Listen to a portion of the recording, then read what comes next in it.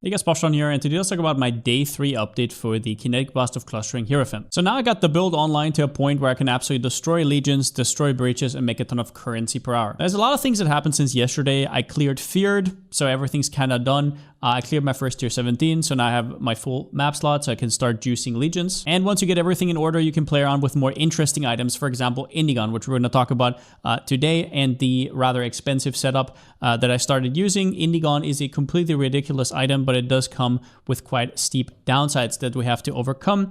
I have a new belt that we're going to talk about, Replica Soul Tether, and how that works. I put Inspired Learning in, which is an absolute game changer if you're running legions. And yeah, let's just start right into it. This is Indigon. This helmet is one of the most broken items in the game if you can make it work. On the bottom, you will see increased spell damage for each 200 total mana you have spent recently, up to 2000%.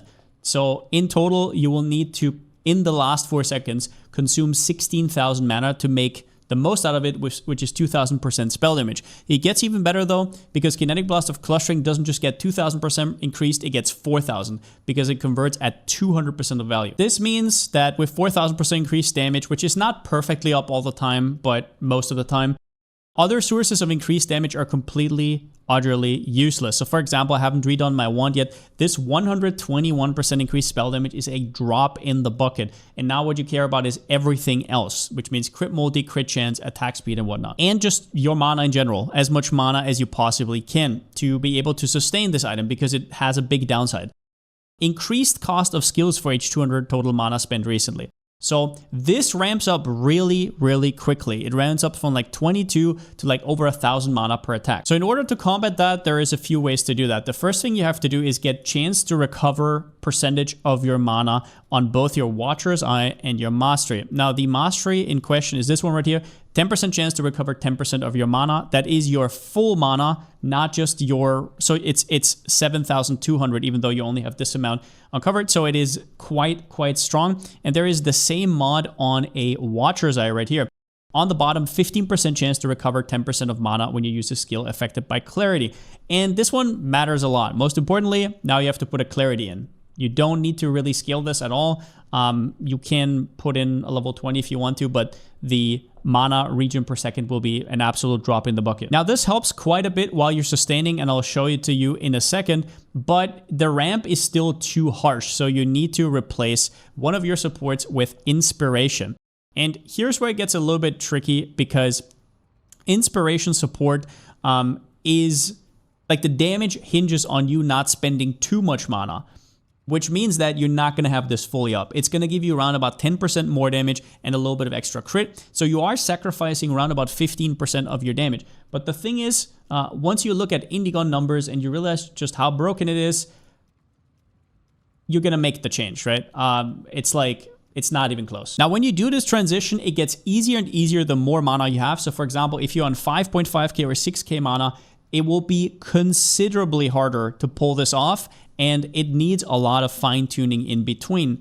And also, it depends on the content you're running. But I might as well show you a map. So all you have to really look at is the mana cost. And important to note is that Arcane Cloak does count as mana consumed. You might think, how the hell are you going to consume 16,000 mana recently? Usually Arcane Cloak starts off the train, then your mana cost goes ballistic, and then you just ramp and ramp and ramp. So we'll just show it to you right here without hitting enemies, so I have no instant leech right now. It's gonna pop and my mana cost is 195. Then I keep attacking, keep attacking, keep attacking, keep attacking, and you can see the mana cost is just gonna ramp and ramp and ramp and ramp, and we're now at like 800 or so. With how fast you attack, that is more than enough. Plus the Arcane Cloak itself also counts towards mana you have spent. I'm not going to do the whole rota here. You guys know the drill with this. I'm just going to quickly show you a Legion, maybe somewhere where it's not bricked by the walls. Maybe somewhere over there. If I get lucky, yeah, here. So yeah, currently I have Inspired Learning in. This is Headhunter buffs, but I currently don't have the money for Headhunter.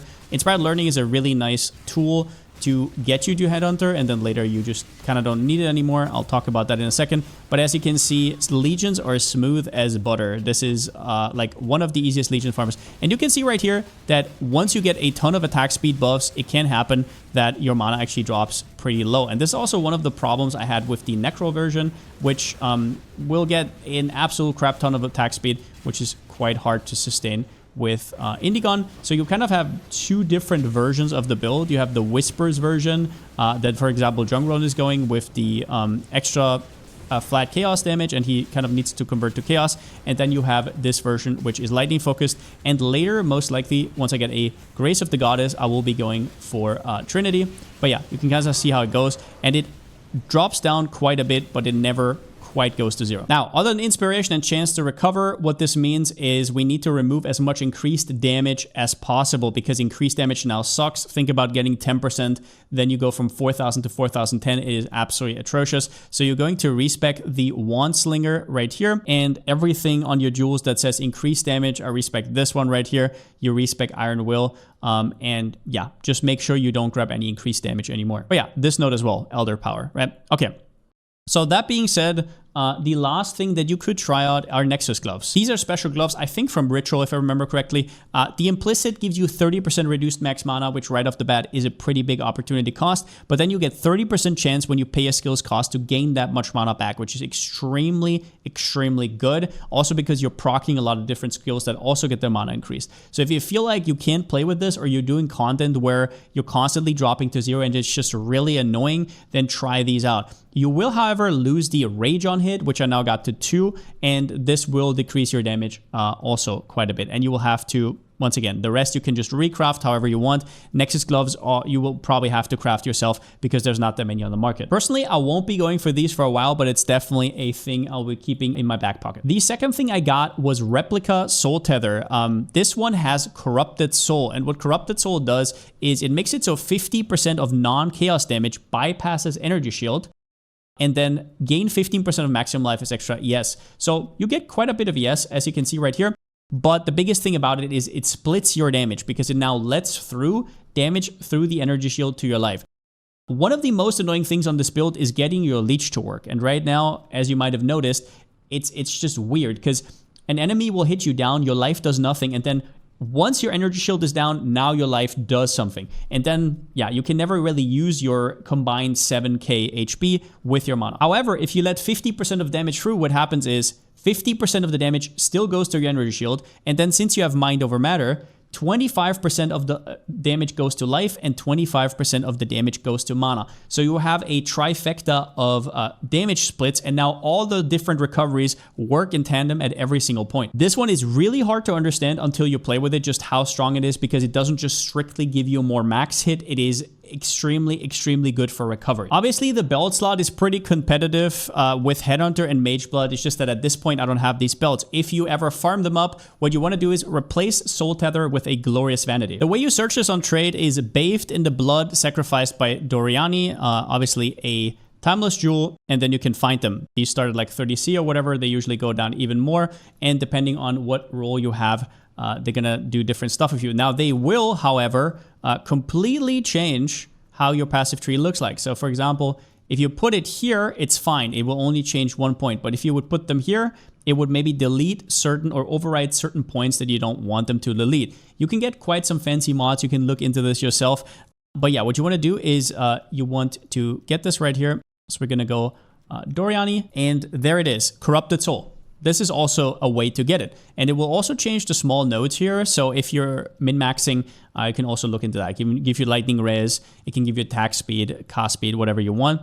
And it does cost you 1, 2, 3, 4, 5 points in total that you would have otherwise not used. So the belt right now is pretty decent for me. It gives me max life as extra yes, it gives me strength.